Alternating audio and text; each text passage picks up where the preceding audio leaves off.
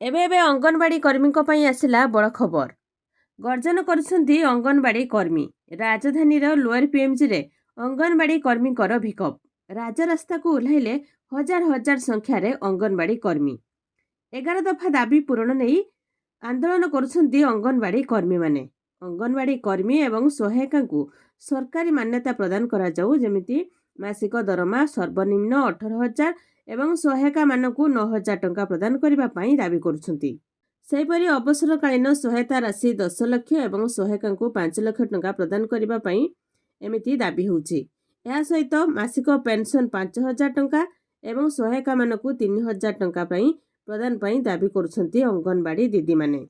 ତ ଅଙ୍ଗନବାଡ଼ି ଦିଦିଙ୍କର ଯାହା ସବୁ ଦାବି ରହିଛି, ସରକାର ତା ଉପରେ ବିଚାର କରୁଛନ୍ତି।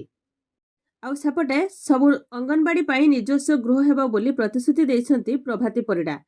କହିଛନ୍ତି ସକ୍ଷମ ଅଙ୍ଗନବାଡ଼ି ଜରିଆରେ ଗୃହ ନିର୍ମାଣ ପାଇଁ ଯୋଜନା ଚାଲିଛି। ଯେଉଁଠି ସ୍ଥାନ ମିଳିବ ନାହିଁ, ପଞ୍ଚାୟତରାଜ ବିଭାଗଠାରୁ ଜାଗା କିଣି ନିର୍ମାଣ ହେବ।